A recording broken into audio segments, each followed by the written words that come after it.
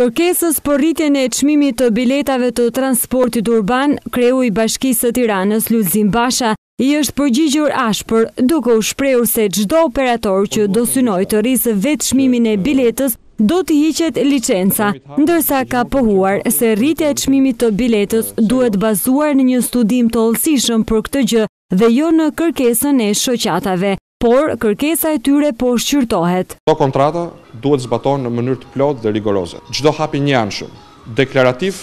apo faktik, i çdo operatori apo i çdo përfaqësuesit të operatorëve do të vendos automatikisht në lëvizje hapat njanshëm sipas kontratës deri në revokimin e kontratës ndaj atyre që shkelin kontratën. Qofse ndonjë operator